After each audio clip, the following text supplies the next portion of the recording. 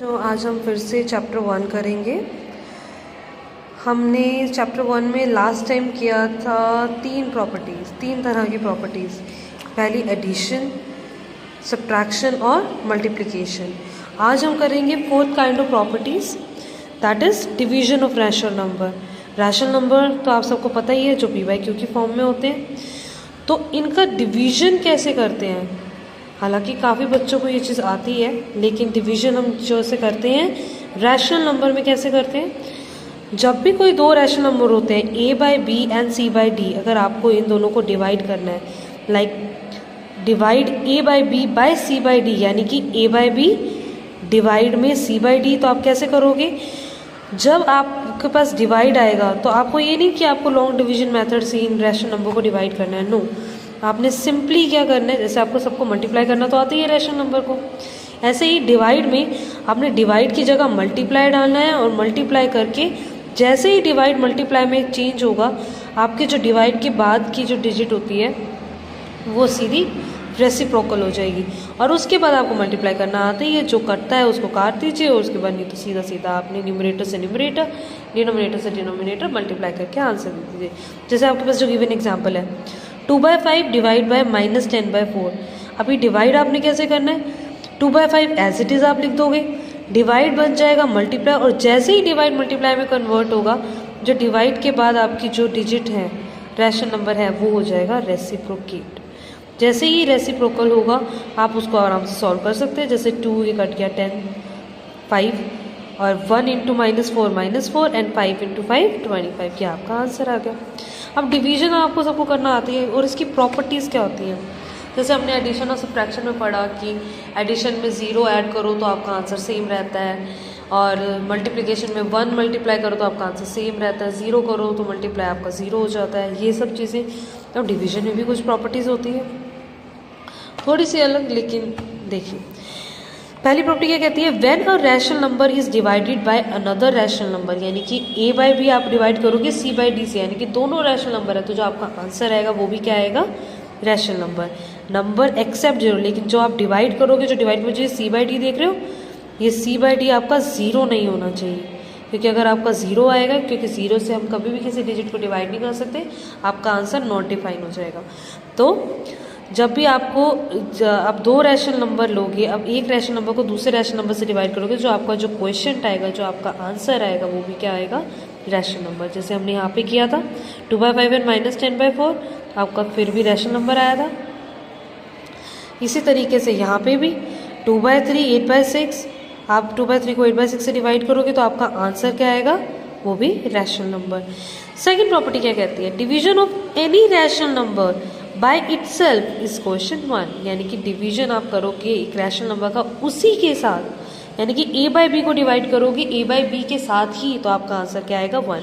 Reason क्या है, a by B divide में a बाई बी, जैसे ही डिवाइड को मैं मल्टीप्लाई में कन्वर्ट करूँगी, ये a बाई बी ये वाला क्या बन जाएगा, b बाई a। जैसे ये a बाई बी इंटू ये a by B b by a बनेगा, b से b कट गया, a से a कट गया, और आपका आंसर आ गया 1। इसी तरीके से अब आपकी प्रॉपर्टी, तीसरी प्रॉपर्टी क्या कहती है, when a rational number is divided bye 1, अगर कोई रैशनल नंबर, यानी कि जैसे a बाई बी को आप 1 से डिवाइड करते हो, तो आपका जो क्वेश्चन होता है, जो आपका आंसर होता है, सेम वही रैशनल नंबर आ जाता है, यानी कि a बाई बी। जैसे कि आपके पास ये एग्जाम्पल देखो, 3/5 को हमने डिवाइड किया 1 से, 1 जैसे ही डिवाइड को हमने मल्टीप्लाई में कन्वर्ट किया, 1 के नीचे कुछ नहीं तो मतलब 1, तो 1/1, और जैसे ही आप मल्टीप्लाई करोगे तो आपका आंसर आ गया सेम। 3/5 को डिवाइड किया 1 से, तो आंसर भी क्या आया, 3/5। ऐसे अगर आप किसी को 0 से डिवाइड करोगे तो आपका आंसर तो नॉट डिफाइन हो जाएगा, लेकिन अगर 0 को किसी नंबर से डिवाइड करोगे, क्योंकि 0 से तो हम कभी डिवाइड नहीं करते, हर क्वेश्चन में आप देखोगे when a rational number is divided by another rational number except 0, क्योंकि हम 0 से डिवाइड नहीं कर सकते। देखिए अगर 0 को किसी नंबर से डिवाइड करते हैं तो आपका आंसर हमेशा आता है 0। ओके, यानी कि 0 अगर आपका डिवाइड करने के लिए आता है कि 0 को डिवाइड करो, जब आपके पास कोई 0 मतलब कोई डिजिट ही नहीं है, कुछ क्वांटिटी ही नहीं है, उस क्वांटिटी को आप डिवाइड कैसे कर सकते हो, you can not divide air, right. तो इसी तरीके से 0 से किसी को डिवाइड नहीं करना, लेकिन 0 को अगर किसी से डिवाइड करते हो तो आंसर आता है हमेशा 0। कैसे, अब 0 डिवाइड में 1/4, अगर आप इसको मल्टीप्लाई करोगे तो ये 4/1 हो जाएगा, और 0 इंटू 4 0, दैट्स इट। ओके, तो अब जैसे आपके पास ये बड़े बड़े क्वेश्चंस हैं, इनको सिंप्लीफाई करना है कि if the sum of this and this is divided by the difference of the question obtain is this. इसका क्या मतलब है? अब जैसे ये क्वेश्चन है, अगर आपको इन दोनों का सम करना है, इन दोनों का आप सम करोगे और उसको डिवाइड करोगे किससे? इनके डिफरेंस से। क्या बोल रहे हैं? The sum of this is divided by their difference, यानी कि इन दोनों का सम करोगे 3/5 प्लस 11/15, आपका आंसर आएगा, जैसे आपके यहाँ पे दे रखा होगा 3/5 प्लस 11/15, आपका आंसर आया 20/15। इसका डिफरेंस भी निकालोगे क्योंकि इसने क्या बोला है कि इस डिवाइडेड बाय देयर डिफरेंस, यानी कि 3/5 माइनस 11/15 इज इक्वल टू आपका आ गया -2/15। तब आपको इस सम को डिवाइड करना है इससे, यानी कि 20/15 डिवाइड में -2/15। तो जैसे ही माइनस डिवाइड को आप मल्टीप्लाई में कन्वर्ट करोगे तो ये आपका -2/15 क्या बन जाएगा? -15/2। उसके बाद जो आपको करता है आप काट दीजिए, आपका आंसर आ जाएगा। अब ये जो सिंप्लीफिकेशन है, जब भी कोई सिंप्लीफिकेशन के लिए इतना बड़ा क्वेश्चन आता है, यू हैव टू पहले सॉल्व ब्रैकेट वाली प्रॉपर्टीज़। पहले आपको ब्रैकेट वाले एलिमेंट सॉल्व करने हैं, उसके बाद आपको ये प्लस माइनस के जो भी बीच में है वो सारे सॉल्व करने हैं। जैसे इसके अंदर पहले आप ये सॉल्व करोगे, प्लस को प्लस रहने दोगे, इसको सॉल्व करोगे, ये डिवाइड को मल्टीप्लाई करके ये -10/3 हो जाएगा, फिर ये माइनस और फिर इस ब्रैकेट को सॉल्व करोगे, जो आंसर आएगा जैसे -2/5 प्लस -6 -3/, इसका एलसीएम लेके जैसे आप एलसीएम लेके प्लस माइनस करते हैं, अब ऐसे आंसर आ जाएगा आपका। That's it. अब डिवीजन के बाद एक आता है एब्सोल्यूट वैल्यूज। एब्सोल्यूट वैल्यूज क्या होती है? एब्सोल्यूट वैल्यू का मतलब होता है कि माइनस वगैरह कुछ नहीं है। बेसिकली आप काउंट कर रहे हो -2, बेसिकली यूनिट्स कितनी है? 2। एब्सोल्यूट का मतलब क्या होता है?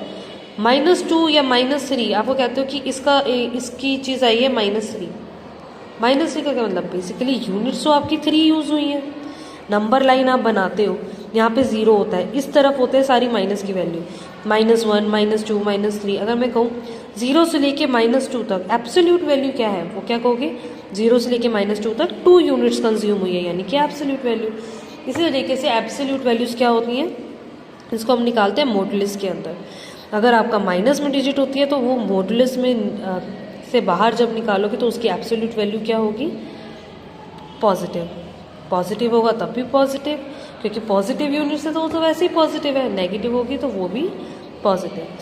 ठीक है, absolute value of all the numbers are positive and same value. अब इसकी प्रॉपर्टीज़ क्या हैं? इसकी प्रॉपर्टीज़ थोड़ी सी अटपटी हैं, लेकिन आप समझोगे तो आराम से हो जाएगा। देखो, ये 2 प्रॉपर्टीज़ हैं, अभी देख रहे हो, ये 2, यानी कि आपके पास 2 रैशनल नंबर है। ठीक है, 2 रैशनल नंबर है, आप उन दोनों का सम करके उसकी एब्सोल्यूट वैल्यू निकालो और उनको अलग अलग एब्सोल्यूट वैल्यू निकाल के उनका सम करो, तो इन दोनों में रिलेशन क्या होगा? इट विल बी ऑलवेज, यानी कि a प्लस बी की absolute value will be less than equal to absolute value of a plus absolute value of b।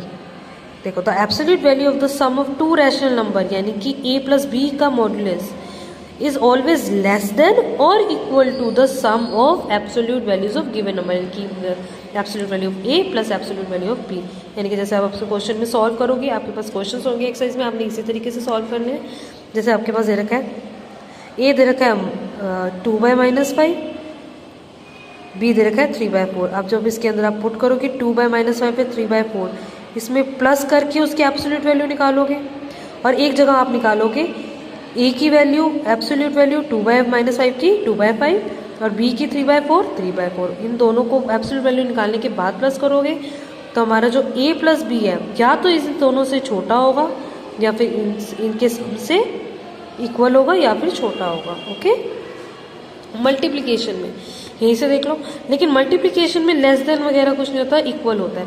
चाहे आप दोनों को मल्टीप्लाई करके उसकी एब्सोल्यूट वैल्यू निकालो या फिर मल्टीप्लाई एब्सोल्यूट वैल्यू निकालने के बाद करो, इन दोनों की इक्वल जो वैल्यूज होती है वो क्या आती है? इक्वल। जैसे कि ये है आपकी ये वाली प्रॉपर्टी, ये the absolute value of the product of 2 rational number is equal to the product of absolute value of the given number, यानी कि a इंटू बी का absolute value will be equal to A की absolute value into B की absolute value always. ये आपको question में आएगा, इस तरीके से आपको सॉल्व करना है।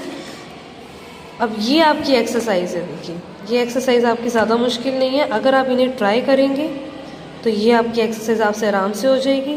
सब्ट्रैक्ट सम के क्वेश्चंस, आपको ये वाले क्वेश्चंस जो आपके मेन हैं थोड़े बड़े, सबसे पहले आपको ब्रैकेट सॉल्व करना है, उसके बाद आपको सारी चीज़ें सॉल्व करनी है। अब ये चीज़ें हैं, जैसे अब ये x वाला मैंने आपको बताया था 10/20 + 4/8 - 9/18 को आप इसके सॉल्यूशन को किसके साथ ऐड करें कि आपका आंसर 1 है। मैंने आपको पहले भी सिखाया था कि आपने जो चीज़ ऐड करनी है उसको क्या बोलोगे, let the value added to this is x to get 1, यानी कि इसको सॉल्व करने के बाद इसका answer plus x is equal to 1।